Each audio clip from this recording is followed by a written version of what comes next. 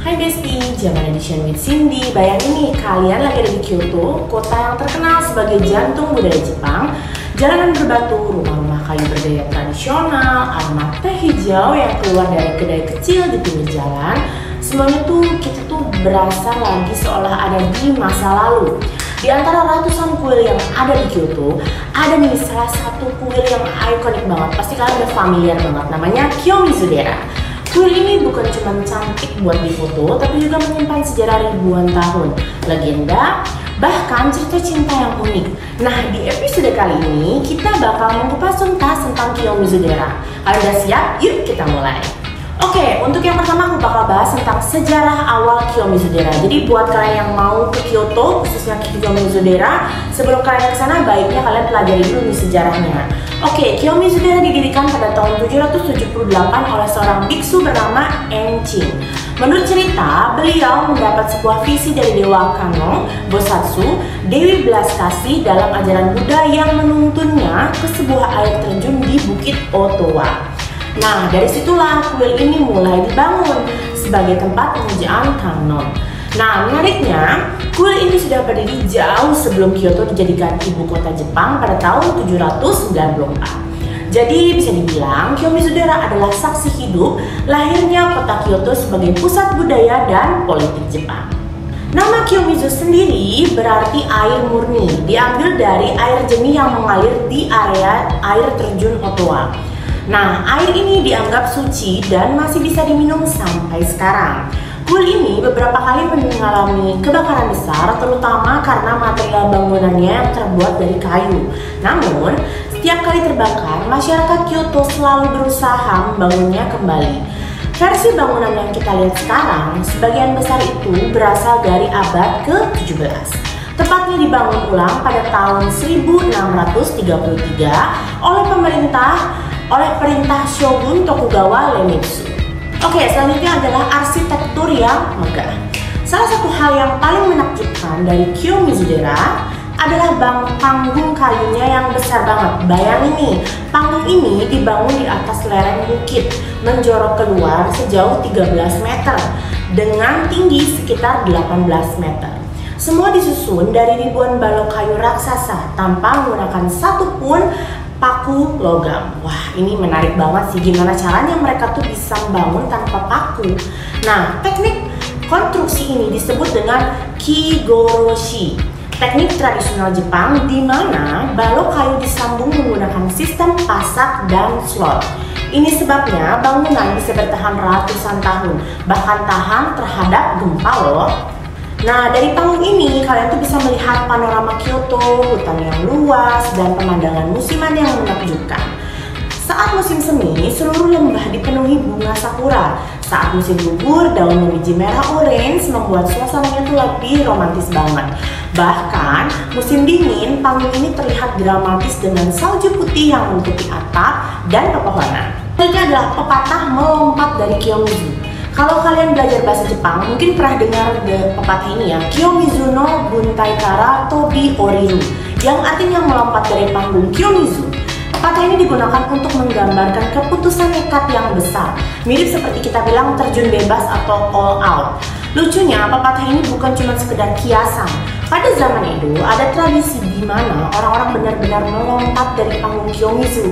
Mereka percaya bahwa bisa selamat dan maka permintaan dan keinginan mereka itu akan terkabul.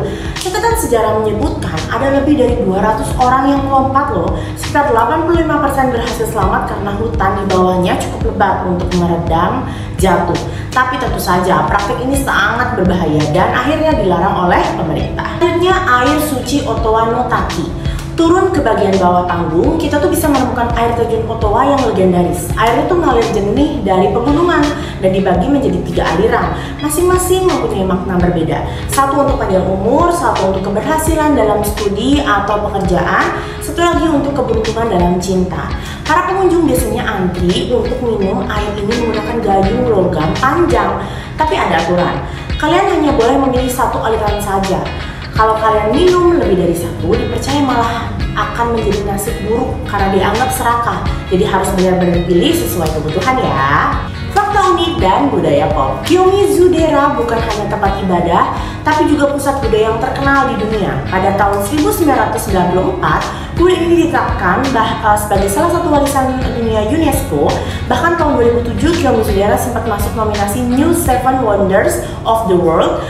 Selain itu, kuil ini juga sering muncul dalam film anime dan drama Jepang. Banyak sekali karya visual yang menjadikan panggung Kiyomizu sebagai latar ikonik karena keindahan dan arsitekturnya memang sangat khas Kyoto. Lalu selanjutnya adalah suasana festival dan kehidupan di kuil. Kalau kalian datang di waktu tertentu, misalnya ada saat festival musim semi atau musim gugur, kuil ini akan dibuka untuk night illumination. Bayangin aja nih, seluruh panggung kayu dan pepohonan di sekitarnya diterangi lampu cahaya, menciptakan suasana magis yang gak bisa dijelasin dengan kata-kata. Selain itu, Kiyomizu-dera juga masih aktif sebagai tempat peribadatan. Jadi meskipun penuh turis, kalian akan sering melihat biksu yang sedang melakukan ritual atau doa dalam kuil.